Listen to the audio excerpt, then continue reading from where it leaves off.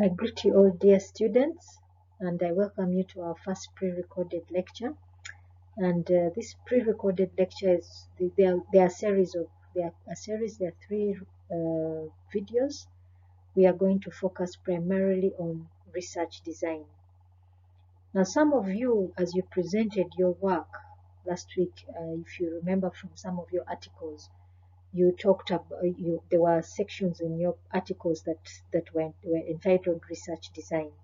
And in that section, the authors took time to explain the approach they took with their research. If they believe this was a situation of trying to explore something, if they were trying to understand something, and they talked about their methods, they talked about the data collection tools, and the reasoning behind it all. That is essentially research design.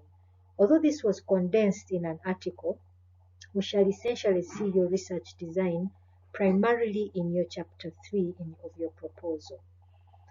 But we should see also as something of that nature in your concept paper.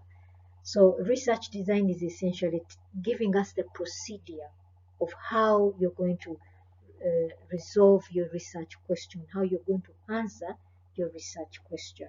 So let us start with qualitative research and see some of the guidelines on how we can come up with a research design for qualitative study. So first, I begin with a very simple explanation of what a research design is. So essentially, you can go ahead and read read about research design in general. But what it is a plan. It is essentially telling us what you're going to do and how you plan to do it.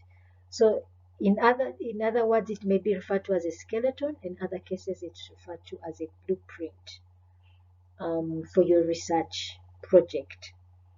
So it's that research design is you telling the reader your decisions about what you're going to do, where you're going to do it, when, how, and so on and so forth. It's essentially giving us your plan of how you're going to do it, or how you did it if you're reporting now in your thesis, how you actually carried out your research. So that's what it is essentially. Now let us look at qualitative methods. Again, let us remind ourselves a tidbit of what qualitative methods are.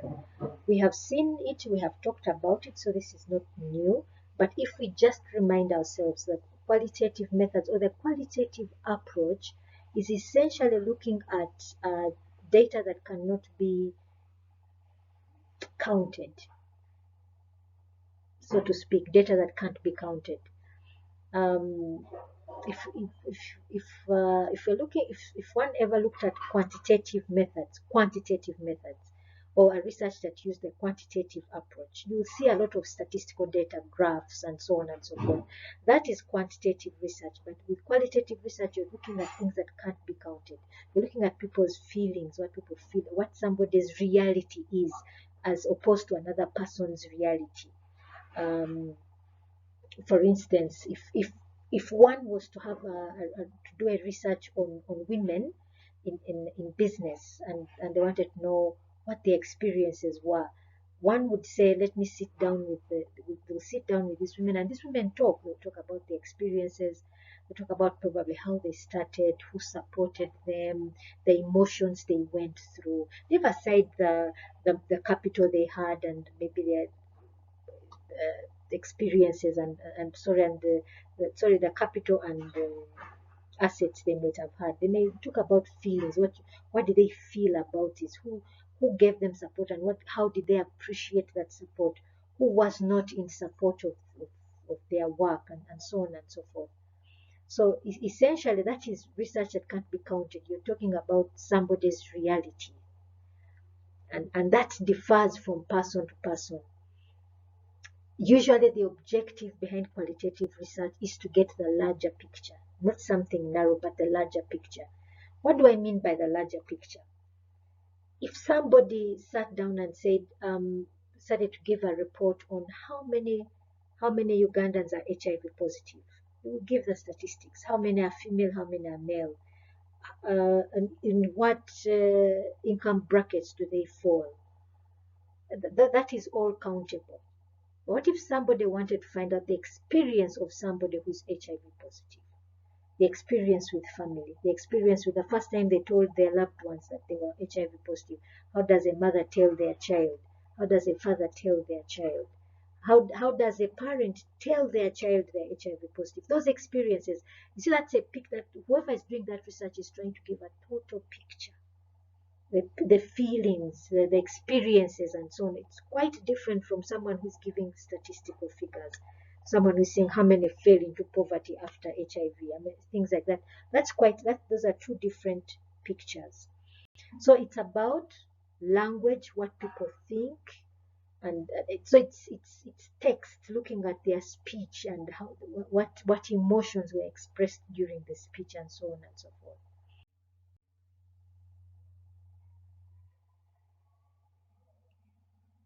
Another thing that we also noted about qualitative research is that it is inductive. So, inductive in the sense that we are starting afresh with something new, we're going in to explore, and then we bring forward a theme. We've seen deductive and deductive before, so we won't get back into all of that. But we also saw that qualitative methods are reflexive, or they are flexible in nature, that the research design is flexible in nature. So, for example, one may start out by saying, um, I want to see the experience maybe of an organization using this particular system. And when they go there, they find these people actually haven't had much experience. Then they say, okay, let me change my design and find out when it was brought in, what happened. What happened. I think I gave in one of the classes, I gave you the example that when I first started my research, I had the first initial design. I presented it to a group of healthcare workers at Inkoze Hospital, and the first thing they said to me was, Madam, who told you doctors have time to sit down and make VoIP calls? So that had I had to change my perspective immediately. So that my research design changes. That's essentially qualitative research. Now, one of the things I want to point out is that one of the tools you use is your brain. Yeah, your brain. Now, this may seem like someone is trying to say, oh, it's about IQ levels. No, it's about you being intuitive. This person is probably says this. This is what they mean. This is how they feel about something, and it's sort of taking hints. Even someone saying something that may be on the surface it sounds like this, but deep inside this is what the person means, getting the feelings of people, and so on and so forth. So one of the things also that is essential to understand is that qualitative research is practical and logical. One may say how, because usually quantitative research say that this one is the most scientific method, it's about figures, it's quantifiable. Why is it practical? Practical in the sense that you're getting the reality of the story. The reality, you're getting the total picture, not just the figures, but the total picture of what is actually there. Sometimes also others argue that it is more rigorous. It's often more rigorous than quantitative research, but sometimes these are just terms, political terms, or a political war between the two camps. But in essentially, what I would point out to you as a researcher is use the method that is appropriate, or use the approach that is appropriate to your research question. So when should we use qualitative methods? One, when we can't quantify the variables. When we want to get the feelings of people, those can't be quantified. Those have to be expressed. You can't just say 10 people felt bad about COVID-19. 15 people felt bad about NRM. That's not quantified. The feelings of people. If someone has had an adverse, sorry, not maybe not adverse. If they've had a profound experience with something, you can't start quantifying it. You have to express it and bring it out there. You also use it when you need to understand something in its natural setting. Yeah, when you need to understand something in its natural setting. When you look at something in real time, yeah, something that is studied within real time. And I think this was something I pointed out, that normally qualitative methods are used in cross-sectional studies, those which are looking at a particular point in time. Although you can also use it in longitudinal studies, especially if you have it's a group of researchers. Maybe, for example, a group of researchers are trying to find out maybe the experiences of children from the age of 1 to 5, and that group maintains that relationship. So that can also be done. Either way it can be done. It depends again on resources and time and what question you want to answer. We also use it when we want to understand the intimate details of a particular research unit. It could be somebody's role, processes, or groups. So the key point here is understanding. We're trying to understand. And I remember I had mentioned it in one of our lectures. Look at those keywords, trying to understand. If you feel you must, this is the researchers want to understand, then this may be leading you towards a qualitative research approach. So what skills would one need to carry out qualitative research? Now, as I say, this one might say, automatically, no, this is not for me. No. Um, um, One of the things we must remember is that we learn as we go along. As long as you're in this class, just understand that you're now a researcher. You've begun this course, you're now a researcher. So don't imagine you need to go for some extra teaching course to get some bit of more skills. But skill comes as we begin to actually get our hands dirty, doing research, trying to discover things, and so on and so forth. So one of the most important things I would say about qualitative research is, one, being empathetic. That means you must be willing to listen and understand. It may be something that is against maybe your beliefs and things like that. Maybe I imagine if I was to do research on a subject that is maybe against my beliefs, my religious beliefs, I would have to put my feelings aside. Oh, imagine a Muslim who is trying to do research on maybe why people love pork, for example. It may be something against his or her religious beliefs, but because you put aside your feelings and you say, okay, let me find out why maybe some farmers prefer raising pigs to cows, something like that. I've just had a thought in mind when I remember a situation where I had gone to a place. I was looking for spoiled milk so I could give it to my pigs, and I found a Muslim man. And the minute I told him why I wanted the spoiled milk, he said, "Why are you keeping those things? Don't they? There's even no money in them. Blah blah blah. Go to cows, go to goats." Of course, that was now attached to his religion. But imagine now you're a researcher. As a researcher, you have to put aside what you feel. So, in other words, that comes to your biases. Your personal biases must be put aside. Hmm? You must be familiar with what biases you have, and you must acknowledge them, that these are my biases, but I need to put them aside. Any assumptions I have about something, I must put them aside, because this is now a situation of trying to understand.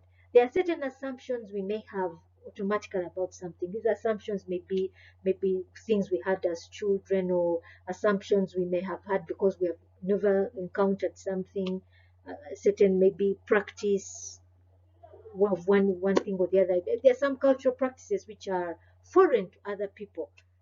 I mean, I may go to one tribe, I'm a Mtoro, and I go to another tribe, and I'm not familiar with a certain practice. So I might have heard about it, then I have certain assumptions about it. So I need to make sure that all those assumptions, those expectations and values, I first put them aside. And my job is to be empathetic, to also pick up the underlying issues.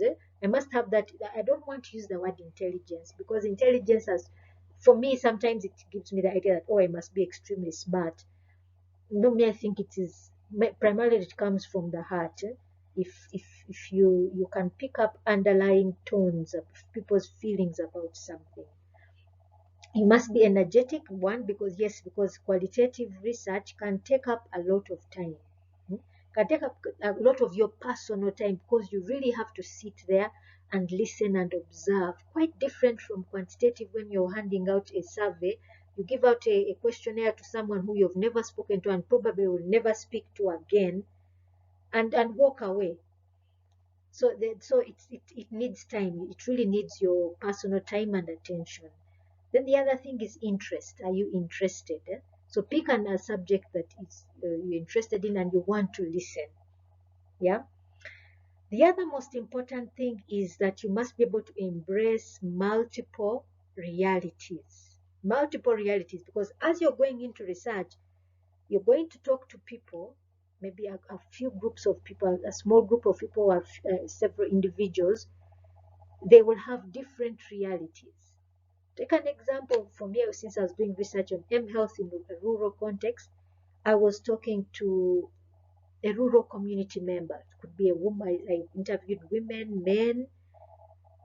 I talked to healthcare workers. Now, what a healthcare worker says is very different from what a community member says. To take an example, a healthcare worker will say that it is wrong for women to go to a traditional birth attendant. I remember one of the respondents I talked to said that these ladies go to traditional birth attendants, the women develop complications. By the time they bring the woman to hospital, it's too late. Either the baby dies or the mother dies. But then on the other hand, when you sit down with a community member who tells you that no, that first of all, the the traditional birth attendant, when I go to her, she's going to put me in a room by myself. She's going to probably provide me with a meal. I'll be her only client, as opposed to going to a hospital where I'm going to sleep in a ward with many people. They're not giving me anything, and they're probably the nurse is shouting at me. So you see, the realities are quite different, but all realities, I had to take them in as a researcher, because these were two different realities. So you have to be ready to pick up all these realities and present them as a total picture of your context. So you can think of this in terms of IS or ICT research, in whatever perspective it is. If you're researching maybe perspectives of certain people, the realities of certain maybe system users, you may find one who is extremely positive, another person who is extremely negative, another who's in the middle, another person who simply doesn't know. All realities you must pick and present as one picture. So in that sense, that picture says these are all your users. For example, to another researcher, these are the users you will find in any given organizational context. So you don't have one answer that fits all. That's what qualitative research basically says. We don't have one answer that fits all. We're giving a picture. We're trying to bring that understanding. You must be prepared to produce detailed, comprehensive, and sometimes very lengthy reports. Yeah, you must provide all the details. Normally, what we do in qualitative research, as we look through our data, we try to formulate themes, certain emerging themes that may be coming out of your research.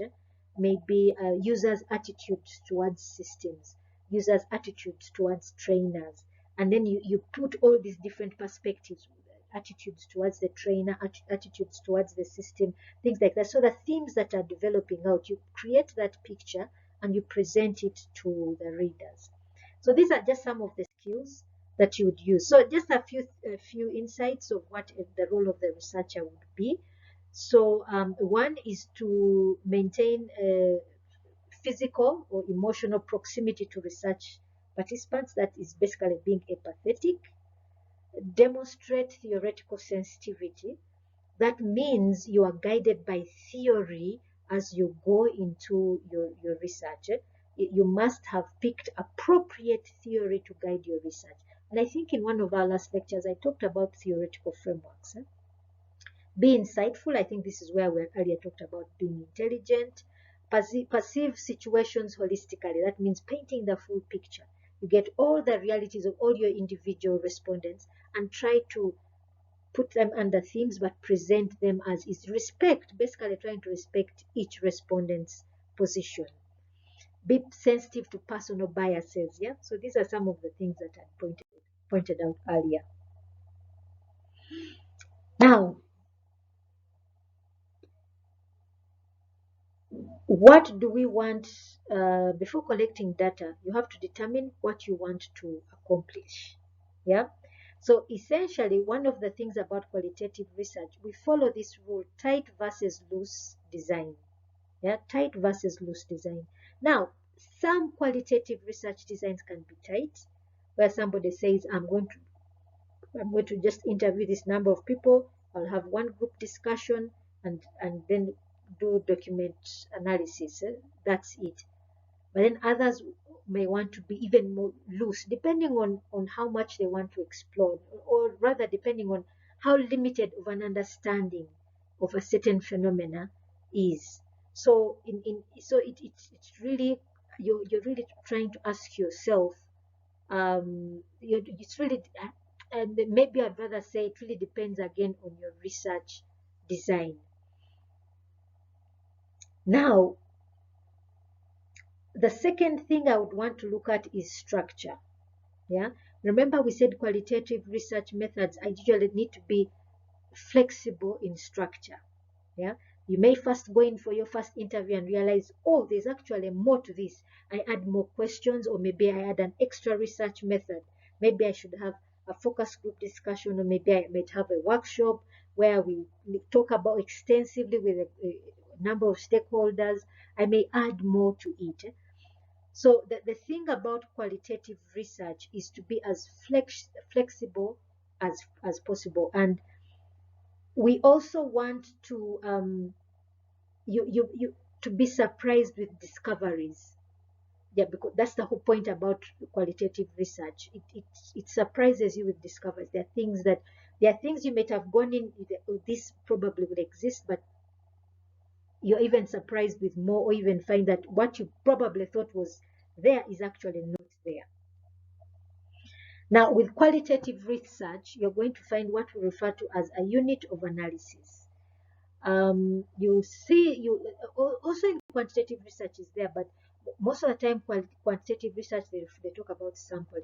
It's also there in qualitative research, but in qualitative methods, we think about the unit of analysis. What is it we're going to study concerning a particular phenomena?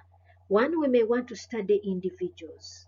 Yeah, individuals. So we may want to study people in a certain context. So I gave you the example where I interviewed women, men, healthcare workers, individual healthcare workers, and then I went ahead and also talked to groups of people in workshops, in focus group discussions, all of that. So what is your unit of analysis? And this is one of the things that you must point out in your research. What is your unit of analysis? You may be doing research in an organization, but you want to focus primarily on maybe the ICT department, or maybe the finance department, or maybe two departments. And within that department, you want to talk to specific people who carry out certain processes. So you must be specific about that unit of analysis where you're going to carry out your study.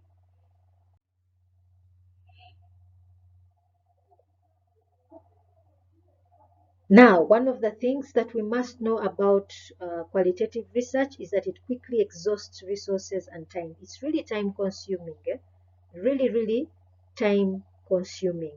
Now, the other thing I would warn about is the amount of data. Especially when you're interviewing and group discussions and so on and so forth, you might find yourself with a lot of data. like for me, what I would do, I would record my interviews, record focus group discussions, then later on transcribe them. In other words, type them out. I would type them out. But at a certain point, the data became too much. So I had to say, okay, at this point, it's too much. I've picked out enough themes and then I have enough direct quotations to use. So I push out some data. So one of the things to note is that you really, qualitative research really picks up quite a lot of data. So you also have to limit yourself, especially if time is on your side, is not on your side. Push out some of the data. If you see that you have enough themes that have been developed out, and you have enough direct quotations from what someone said, from what was discussed in a group discussion, you have enough to support your theme, you simply put it aside. Now, sampling in qualitative research. Okay, this is not something that we see. Sometimes we don't have any sampling at all, but it can be done. It can be done specifically to define boundaries for space, time, social position, and context. So I'll give you an example. For me, I focused primarily on people who were healthcare workers. In my research. I focused on VHTs, that is village health teams, and I selected a few individuals that were nearby me. So that was my sampling, so to speak. Now, when we come to quantitative side, sorry, you find it's a lot more direct, and I think we've already discussed something of it in some of our lectures. One of the most important thing is to record. So we write down what is being said, and one of the important things that you can do as you're picking your data is also use a recorder. We have them on our smartphones, but of course first ask the respondent. So record nothing that is not in your sampling parameters. Anything that is out of your sampling parameters, don't bother with it, because we collect a lot of data in qualitative research. Now, some of the differences with sampling in qualitative and quantitative. Now, in qualitative research, we have a target population. So take an example. If somebody is looking to do a study on fintechs, that's one of the new terms I learned from you, fintechs in Uganda. The person knows that their target population will then be most likely banks, commercial banks, and two, the population that is banking, that is actually we have a population that is unbanked, those that don't use banks, and we have a population that does use banks. So it's most likely the commercial banks and their customers. Those that would be your target population. So now your sampling, then you would not target, let's say, all commercial banks and all people that are using banks and using fintechs. What you will do is get the statistical figure, what that population is, and then sample. There are some sampling methods which one can use to say this number of people will be representative of the target population. Yeah. So in other words, that sample, using the data from the sample population should be able to allow you to generalize. Yeah, should be allow you to generalize. Now, what about qualitative research? What is it that guides us in sampling? It's our focus, what our research focus is. So we saw the example of the action research paper, where the researchers, the objective was to understand the underlying organizational forces that affect adoption and use of groupware applications. So their sample was a case study where they could actually bring in a groupware application, and what the organization they picked was one that actually had a need for groupware application. So that was their sample, so to speak, sample in that sense. So from that sense, what drives sampling in qualitative research is the research focus. So what we get from that research is it's detailed. That's one. We generate a detailed explanation, but also a subjective understanding. of our phenomena. So I think we saw that in the action research paper.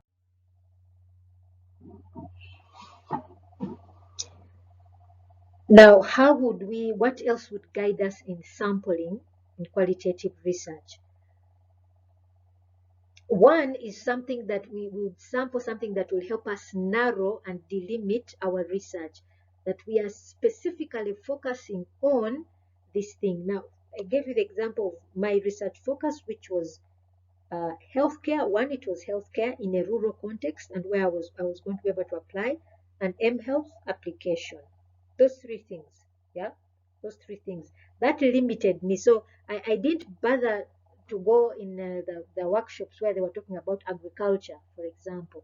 I had no interest in that area. Or when they were talking about creating a circle, that was because it was, I used a case study which had an extended a project using holistic development approach. So they were looking at education, healthcare, uh, finance, and many other things. So, but for me, I specifically focused on healthcare, nothing else. I didn't go to any workshop on the circles. I didn't go to any workshop on education, and I didn't even look at it. So I strictly focused on that. So again, it would also be in your interest if you are, let's say, studying a certain process, a certain business process. Focus strictly on that. Okay. Let us say if you are in an education institution and you want to look at um, the registry process. So one would follow the registry the process right from would go to the registry department and look at who carries out the registration process. Probably it starts from the faculty, then from the it may start from the registry department, goes to the faculty, and maybe afterwards goes back to the registry department. So all those registry processes, those registry processes may include registering a student. Then the student is enrolled in a particular class, the student takes classes, the student takes exams, and then eventually all those exams are compiled and sent back to registry. So the person is studying just those processes. Now, if you look at the university as a whole, and the things that are concerned with the university, there's a lot more to it than just that. A student goes to finance, but that the researcher will not look at the finance processes. The student goes through a teaching and learning process. The researcher will not focus on those. The student has a social life. There are also healthcare processes, but all those are ignored. You simply delimit yourself to what it is you're looking for. So this essentially focuses on what the researcher's brain can handle. Because remember, the researcher has to take time to focus, observe, understand, get the holistic picture from this perspective, from that perspective. So again, if we go back to the registry example, you'd be saying we're looking at the people in registry department. There are those who they are maybe those who are in charge of timetabling. There are those in charge of transcripts. There are those in charge of new entrants. Then you have the faculty administrators. You have the deans and all these people who are involved. So you simply, what can your brain handle? Yeah. So that is what we mean by delimiting our research, narrowing it down so that we know this is going to be my sample. The other thing is seek exposure to topic-related information. So this is where our literature review comes in handy, yeah? Because literature review helps us to know which area really we should focus on. This is the area, the research gap, as Eddie talked about in one of our classes, the research gap. What is the research gap? Yeah? Focus only on information directly useful for the research. So again, take out research information that is unnecessary. If there's anything said that is not connected to your research, push it out. So that should help in the sampling process. Data. So what kind of data would we expect from qualitative research? Mostly it can be texts, it can be videos, it can be pictures, it can be narrations, diary entries. Yeah. So one of the most well-known ways of collecting data in qualitative research is interviews, which may be structured or semi-structured. Yeah, structured means you have very specific questions you're asking. Semi-structured, you may find you do have guiding questions, but you can slot in another question, maybe to understand more. A respondent may say something that was outside of your knowledge area, and you decide to um, restructure new questions, a new question or two, to understand more about that particular point the respondent is trying to find out. The respondent is sorry, raising.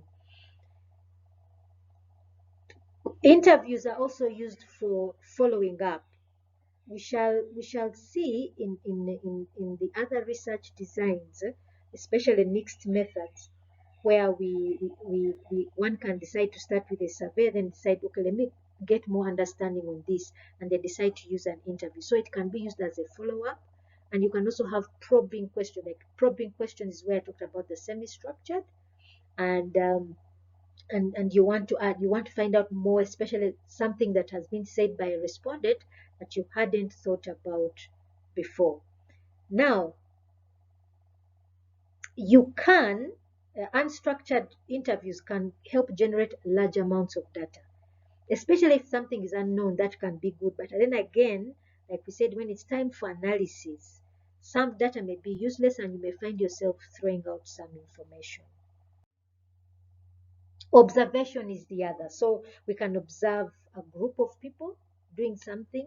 We can, for example, I told you, when I was doing my research, I was part of the training process as healthcare workers were being trained how to use an mHealth application, and observation of just seeing who completed the tasks that were given to them and who didn't, who failed completely and who succeeded. And then also the comments afterwards, as well as people were saying. I remember someone was saying, now this thing is going to take up our batteries, and that means charging, and us, we have to pay when we are charging, simple things like that. That was part of the observation process. It was strictly unplanned. I mean, most of the data that I got was data that I didn't know.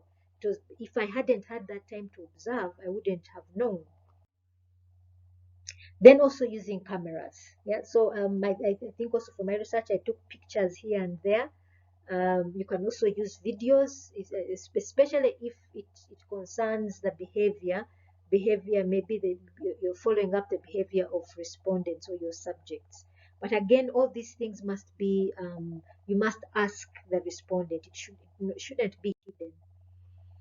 You can also get data from secondary documents, for example, organizational documents, reports, what's on a website, and things like that. You can that is also quite good in qualitative research. Diary entries. As a researcher, one of the things one can do is make entries of things they observed, things they saw, experiences, and so on and so forth. Diaries are also a very good data collection tool in qualitative research. Now, just here's a small ethical checklist one can have in qualitative research. One is confidentiality and privacy.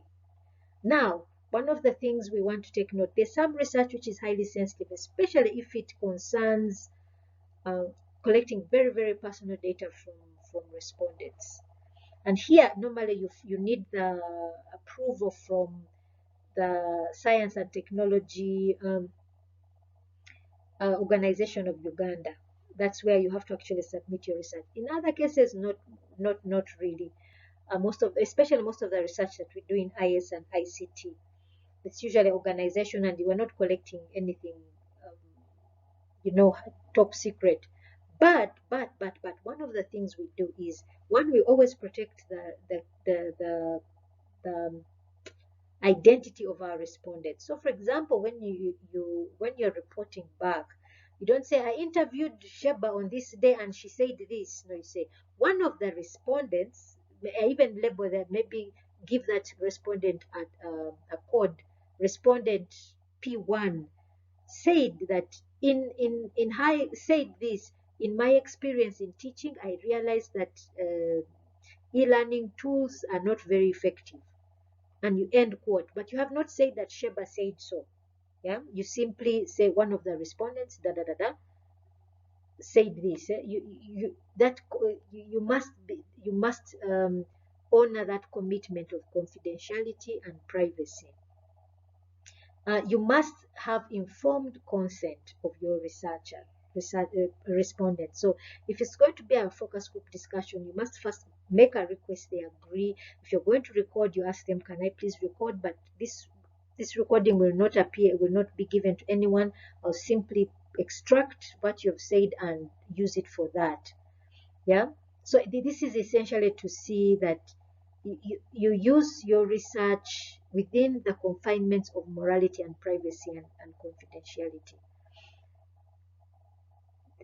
The next thing is generalizing appropriately. Have I generalized appropriately? Now, with qualitative research, this is a very tricky situation. So one, we talked about sampling. If you saw what the action research paper did, they talked about groupware applications, and there were some studies which were pointing out that there could be some underlying organizational factors that affect adoption. Then they went ahead and sampled an organization where there was need, implemented, and they discovered certain things within there. And they didn't even actually mention their case study, what their case study was.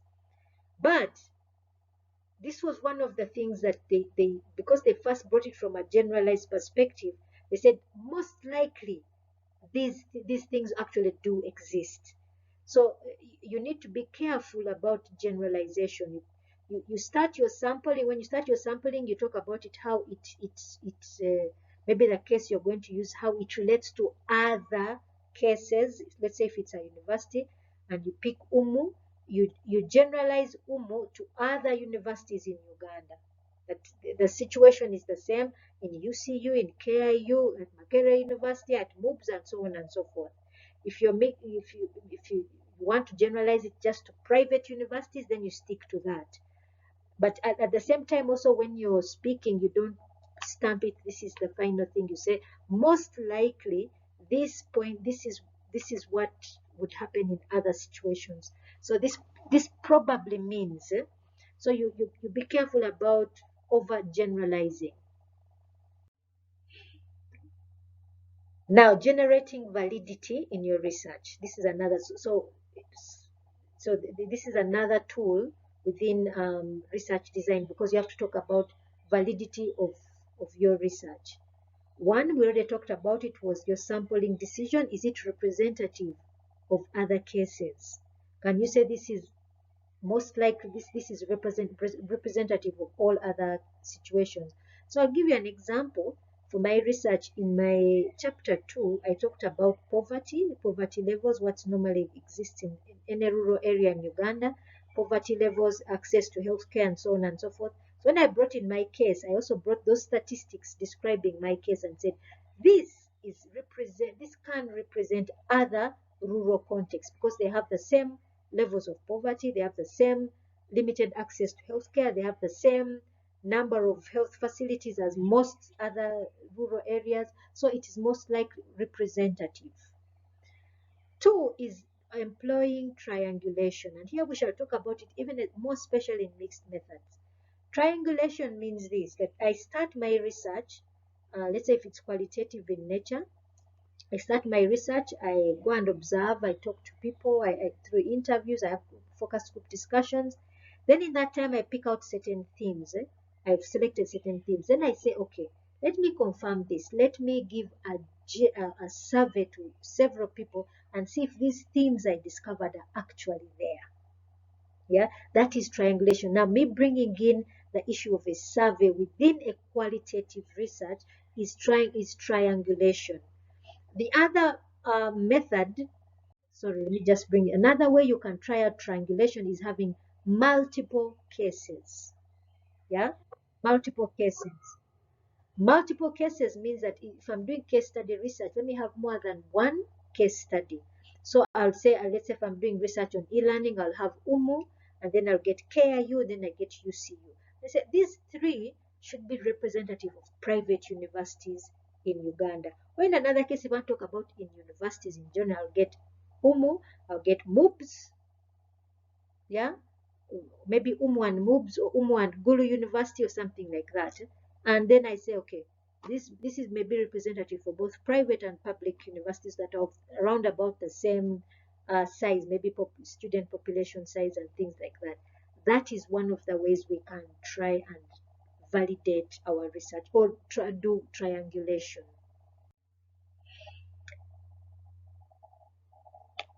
Now, um, moderation in the range of generalizing conclusions. I think this one I've said it in more or less in a roundabout way. Or what mostly we try to do, we don't put a stamp. We say it's because we have discovered this is the case with all universities or with all rural areas. No, we say this probably means this, and even in the end, when you're giving your recommendation, you can say further research can be done with other cases or with more universities to ascertain the existence of these variables or themes that developed.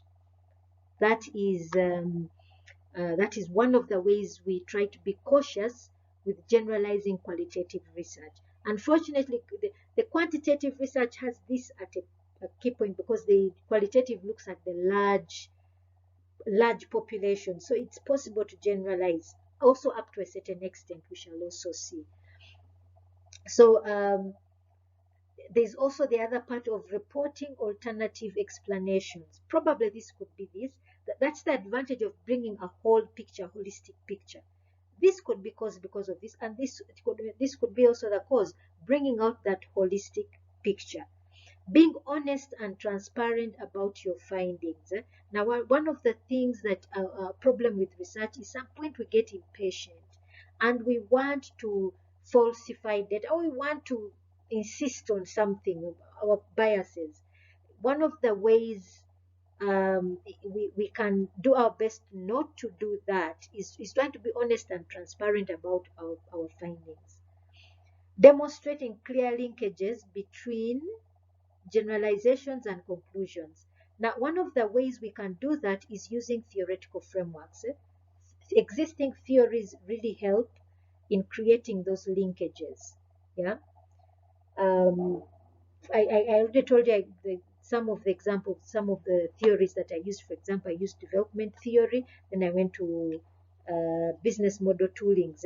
So those help to give you those linkages, to provide those linkages. But even also, you can also, even if you're doing interviews, you can say, I interviewed respondent P1 or R1, respondent R3, respondent R4, all affirmed that this causes this they have felt this about this. That helping bringing that number of people, although it is qualitative, but saying at least more than 3 of your respondents affirmed to this perspective or to this variable being existent in this particular context. Now, we've looked at validity, there's also reliability. So the two go hand in hand. The first one was data triangulation, and this one I had already talked about it, using more than one research approach, then also using multiple sampling strategies, trying to bring in as many perspectives as possible. Investigator triangulation, if this is where you have another or you're a team of researchers where everyone is observing, so that in case my biases come in, X doesn't have the same biases as me, but can maybe also see the same perspective. The multiple triangulation, where we use more than one method. Then methodological triangulation, this is when we try to use more than one approach, yeah, or more than one data collection method, where you use interviews and then questionnaires. So those are just some of the ways that we can bring about credibility in our research. One of the things we are trying to do in our research, what are some of the reasons for following some of these research principles to really be trying to honor them? One is transferability. We want that somebody can get my research and then replicate it somewhere else. Yeah, get my research and replicate it somewhere else. We want to see that we can compare two different contexts and we find the same emerging themes.